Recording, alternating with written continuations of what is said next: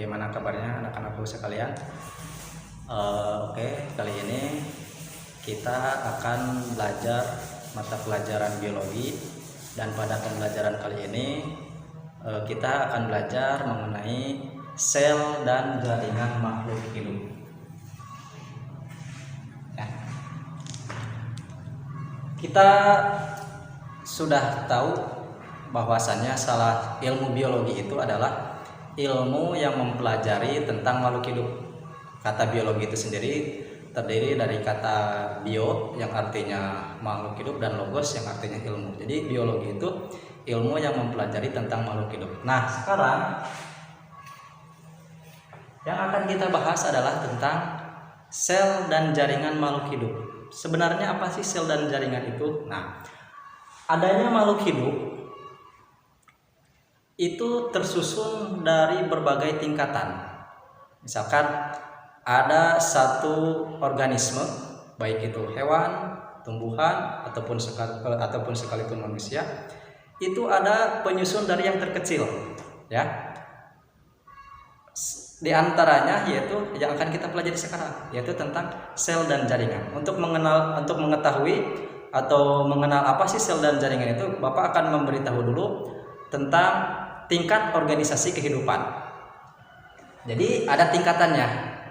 Dari mana mulainya? Tingkat organisasi kehidupan itu dimulainya dari yang pertama ada molekul. Ya. Molekul itu apa? Molekul itu salah satu penyusun dari sel. Ya. Kalau dalam kimia, dalam molekul itu terdapat ada atom. Dan di dalam atom itu ada proton, elektron, dan neutron, ya. Kita persingkat saja bahwasannya molekul itu adalah penyusun sel. Contohnya misalkan ada molekul protein, misalkan karbohidrat, misalkan dan yang lainnya. Nanti akan menyusun yang namanya sel. Nah, ini manusia itu atau makhluk hidup itu satuan terkecilnya itu adalah dimulai dari sini, dari sel. Jadi sel itu adalah tingkatan organisasi terendah dari makhluk hidup atau unit terkecil dari makhluk hidup. Itu yang dinamakan sel.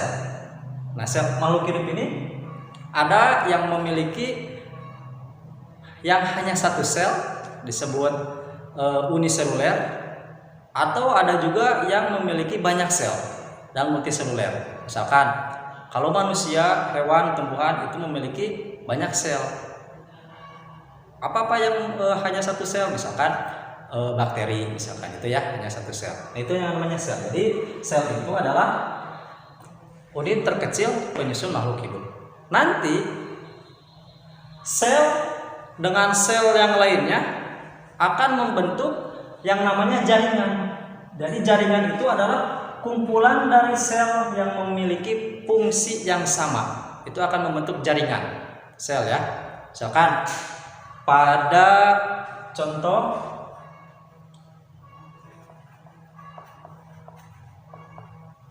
misalkan pada hewan ada jaringan yang namanya jaringan epitel. Jaringan epitel. Jaringan epitel itu adalah jaringan terluar yang berfungsi untuk melindungi organ-organ bagian dalamnya. Misalkan ini ada kulit, ini tersusun dari jaringan epitel, ya. Nah, jaringan itu tersusunnya dari sel, itu ya, dari sel akan membentuk jaringan. Atau misalkan pada tumbuhan ada yang namanya jaringan epidermis.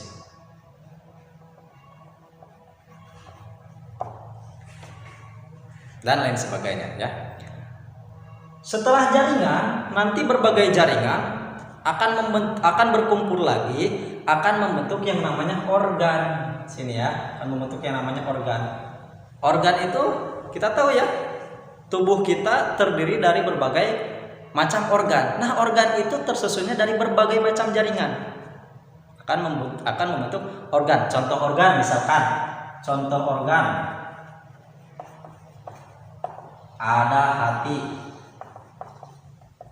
ada lambung, ada mata, dan lain-lainnya, dan lain sebagainya. itu organ. Jadi ini organ, di sini ada jantung, ini organ juga, ada lambung organ, ada usus organ. Itu bermacam-macam organ di dalam tubuh kita itu tersusunnya dari jaringan, dan jaringan sebelumnya tersusunnya dari sel, itu ya. Jadi urutannya seperti itu. Nanti berbagai organ, karena di dalam tubuh kita itu banyak organ, nanti berbagai organ itu tadi akan menyusun yang namanya sistem organ. Jadi organ-organ tertentu yang berfungsi untuk proses-proses tertentu itu membentuk yang namanya sistem organ. Contoh misalkan ya, dalam sistem organ misalkan ada yang namanya sistem pencernaan.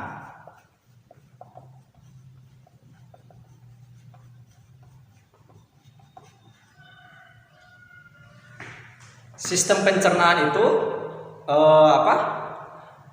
terdiri dari berbagai organ yang bekerja dalam sistem pencernaan tersebut. Apa sih sistem pencernaan itu? Sistem pencernaan itu sistem di dalam tubuh kita yang mencerna makanan yang kita makan atau yang kita asupan tubuh kita supaya bisa dicerna oleh organ tubuh kita.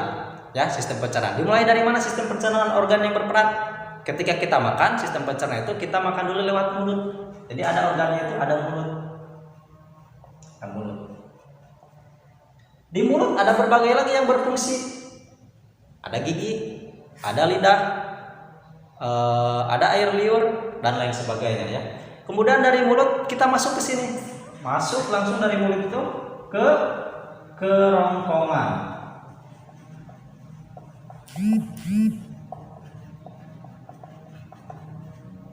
Langsung masuk ke kerongkongan. Di sini ya. Kita makan, masuk ke kerongkongan. Kemudian sesudah dari kerongkongan nanti makanan itu akan masuk lagi kemana? Dicerna di sini. Ada yang namanya masuk ke lambung.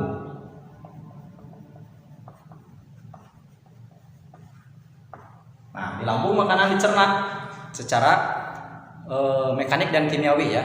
Di mulut dicerna secara mekanik, artinya dengan gerakan mekanik oleh gigi. Nah, di dalam lambung juga ada mekaniknya, yaitu oleh otot-otot lambung, dan secara kimiawi oleh berbagai enzim. Kemudian dari lambung nanti akan masuk ke usus halus.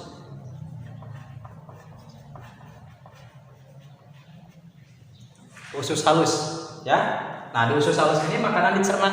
Sari-sari pati makanan itu yang berfungsi untuk tubuh kita dicerna di dalam usus halus. Dicerna, nanti diserap oleh usus halus, kemudian diedarkan oleh darah. Kemudian dari usus halus ada lagi ke usus besar.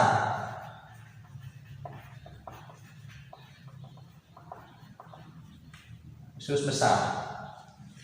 Kemudian dari usus besar nanti ada ke anus atau keluar lewat anus. Nah, kita perhatikan dalam sistem pencernaan ada berbagai organ yang berperan. Ada mulai dari mulut, kerongkongan, lambung, usus besar sampai ke anus. Nah, ini dinamakan semua organ-organ ini bekerja dalam sistem pencernaan, ini dinamakan sistem organ ya. Coba kalian nanti silahkan cari tahu, cari materi, belikan salah satu contoh tentang sistem organ lagi dan organ yang berperan di dalamnya ya, di sistem organ. Karena di dalam tubuh makhluk hidup itu sistem organ itu banyak. Ada sistem pencernaan untuk mencerna makanan, ada sistem pernapasan untuk bernapas, menghirup oksigen, ada sistem ekresi untuk mengeluarkan zat sisa berupa keringat, berupa urin, ada sistem gerak dan sistem-sistem yang lainnya.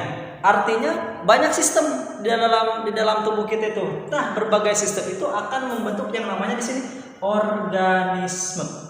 Ya, organisme itu adalah satu makhluk hidup. Jadi ini organisme yang disusunnya dari sini, atau di sini dinamakan individu, satu individu. Baik organismenya itu manusia, hewan, ataupun tumbuhan. Nah, ini jadi membentuk organisme.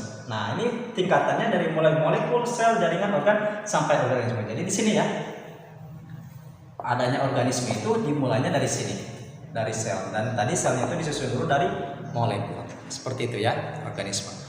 Kemudian kalau di lingkungan, setiap organisme apakah sampai di sini saja hanya ada organisme, ternyata di dalam lingkungan kita ada berbagai organisme. Ada hewan itu ada banyak juga organismenya.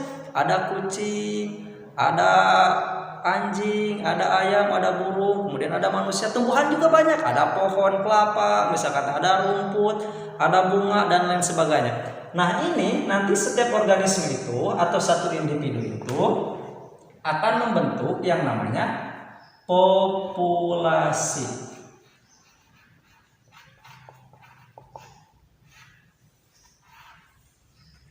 Jadi apa populasi itu?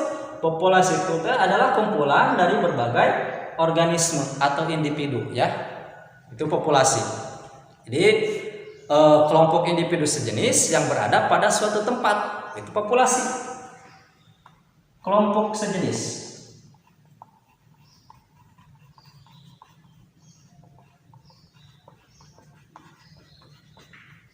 Populasi, ya. Artinya apa sejenis itu? Kalau ada satu ekor kucing berkumpul dengan kucing-kucing yang lainnya, misalkan sampai 10-an, itu dinamakan populasi kucing. Kemudian ada lagi di sini ada ayam berkumpul lagi dengan ayam-ayam yang lainnya, itu membentuk populasi ayam. Ada lagi tumbuhan, misalkan ada kelompok pohon pisang 1, 2, 3 dan lain sebagainya, banyak pohon pisang di dalam satu lingkungan itu dinamakan populasi pohon pisang. Itu ya. Karena di lingkungan itu ada berbagai populasi, ada populasi kucing, populasi ayam, populasi pohon pisang, misalkan populasi burung. Berarti setiap populasi itu akan berkumpul lagi, akan membentuk yang namanya komunitas.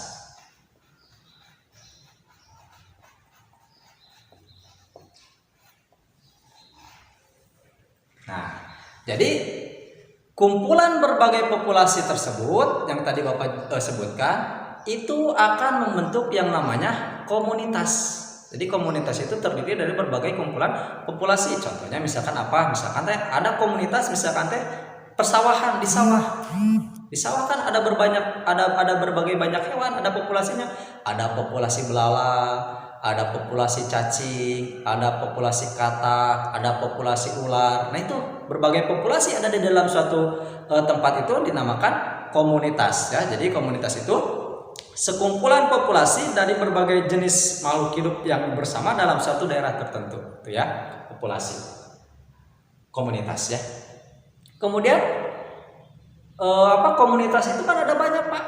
Misalkan ada sawah, ada perairan, misalkan berarti akan membentuk apa lagi? Nanti dari komunitas, ya, akan membentuk yang namanya ekosistem.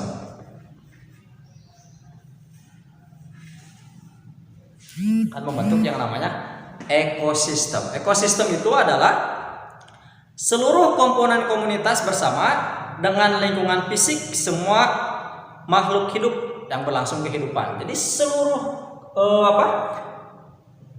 komponen komunitas itu berkumpul membentuk suatu ekosistem, yang mana di dalam ekosistem ini tidak hanya ada makhluk hidup tapi juga faktor abiotiknya. Jadi ada faktor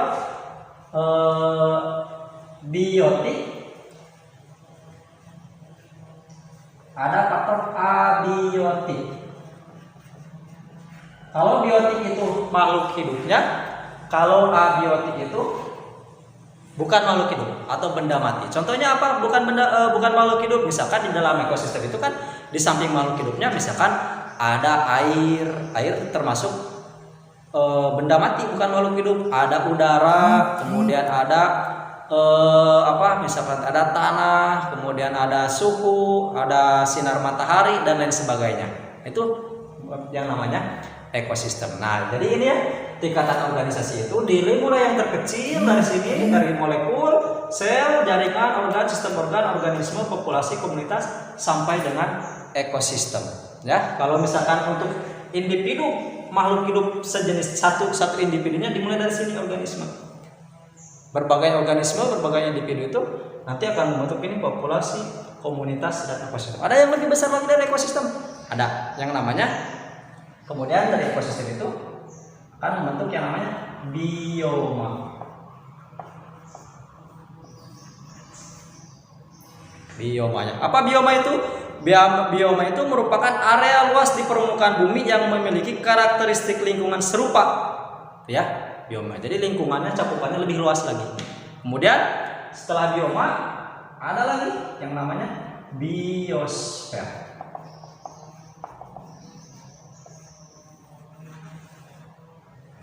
Biosfer ya, biosfer itu merupakan bagian terluar planet bumi menjadi tempat hidup dan berlangsungnya proses kehidupan. Jadi ya, biosfer itu cakupannya sudah lapisan terluar dari planet bumi. Jadi kalau misalkan ini planet bumi kita, misalnya ini ada lapisan udara yang namanya biosfer. Ada lapisan udara yang namanya biosfer. Jadi nanti kita akan mempelajari itu adalah ini sel dan jaringan ya, yang mana di dalam sel ini ada sel hewan dan ada sel tumbuhan. Nanti di dalam sel hewan dan tumbuhan ini ada bagian-bagian selnya yang dinamakan organel sel, ada yang sama, artinya organel itu ada di sel hewan dan sel tumbuhan, atau ada yang hanya ada di sel hewan, di tumbuhan tidak ada, ataupun yang hanya ada di tumbuhan tapi di hewan tidak ada. Itu ya, sel hewan dan tumbuhan seperti itu. Mungkin untuk pembelajaran kali ini kita akan belajar dulu tentang ini saja. Bapak mau menyampaikan dulu tentang organisasi kehidupan. Nanti untuk pertemuan berikutnya kita akan mulai mempelajari tentang sel dan jaringan, dimulai dari organel sel ya. Mungkin sekian, mohon maaf atas berbagai kesalahan. Tetap semangat meskipun belajar dari rumah. Tetap jaga kesehatan, karena yang sekarang itu yang terpenting itu adalah kesehatan, dan jangan lupa berdoa semoga keadaan kita akan kembali seperti semula. Assalamualaikum warahmatullahi wabarakatuh.